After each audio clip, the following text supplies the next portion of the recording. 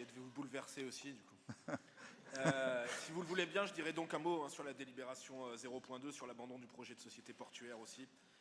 Tant il aura échappé évidemment à personne que l'avenir de notre port et son visage futur semblent désormais étroitement liés aussi à cet événement d'envergure que nous évoquons. Le cycle de l'eau est au cœur de tous les processus vitaux de notre écosystème. Notre dépendance à l'eau est extrême. Près de 60% du corps humain d'un adulte est constitué d'eau. À 2% de manque d'eau, l'être humain a soif. À 10%, il délire. À 12%, il meurt. Le cycle de l'eau est directement lié aux mers et aux océans. Les eaux de l'océan recouvrent 71% de la surface du globe. Il fournit près de la moitié de l'oxygène essentiel à la vie sur notre planète. Et il concentre aussi 1/5 des protéines animales que l'humanité consomme. Par ailleurs, l'océan joue un rôle primordial en tant que régulateur du climat. Sans les masses maritimes, les températures dans l'atmosphère seraient d'au moins 35 degrés plus élevées. Ces quelques mots d'introduction ne sont pas de moi, mais de Jean-Luc Mélenchon. Ils ont été publiés en ouverture d'un rapport d'information parlementaire intitulé « Mers et océans, quelle stratégie pour la France ?» présenté en 2019. Vardon qui cite du Mélenchon, on aura définitivement tout vu au sein de ce Conseil. Eh bien, si je me permets cette originalité, ça n'arrivera pas souvent, je vous rassure, chers collègues, c'est notamment car il faut reconnaître à Jean-Luc Mélenchon d'être sans doute celui qui s'est livré aux plus intéressants travaux prospectifs sur la question de la mer et des océans au sein de la classe politique française. C'est un fait, on peut lui en faire crédit, au-delà de tous les désaccords que vous imaginez, y compris sur certains aspects des désaccords, y compris sur certains aspects du sujet. Je suis par exemple bien moins positif que lui sur l'éolien offshore. Oui, on peut regretter que la question maritime n'occupe pas une plus grande place dans nos débats, dans nos préoccupations. Pourtant, la gestion et la protection de l'espace maritime français, près de 11 millions de kilomètres carrés répartis sur toutes les mers, représentent des enjeux écologiques, économiques et stratégiques majeurs pour notre pays. Forte de ses départements d'outre-mer, de ses collectivités d'outre-mer, de ses terres australes et antarctiques, la France possède le deuxième domaine maritime mondial après les États-Unis. Elle est bordée par près de 23 000 kilomètres de frontières maritimes avec 30 États, soit plus que tout autre pays dans le monde. Vu de France, quel que soit le sujet que l'on regarde, la mer n'est jamais si loin. Et vu de Nice aussi, personne n'a, je pense, oublié que notre cité fut fondée pas si loin d'ici, sur la plage des Ponchettes.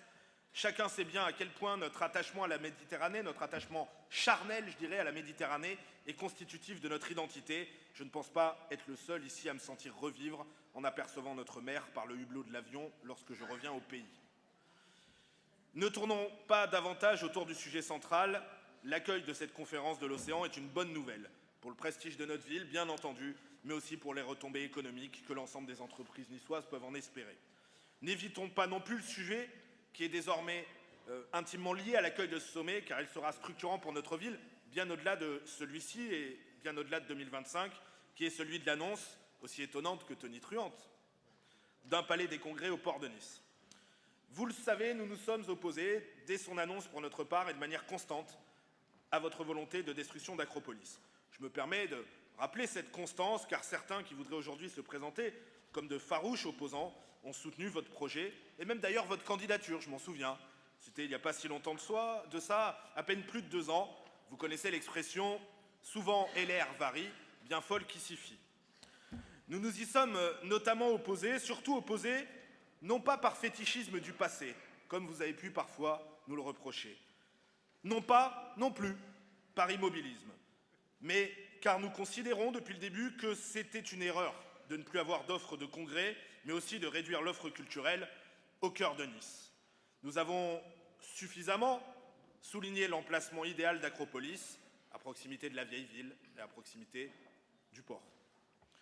Alors c'est aussi par constance qu'aujourd'hui nous ne pouvons qu'être enthousiasmés par ce projet audacieux, ambitieux, qui permettrait donc ce maintien de l'activité de congrès et aussi d'un espace de spectacle au cœur de la ville et donc au cœur de la vie des Niçois, parce que c'est bien là le sujet essentiel.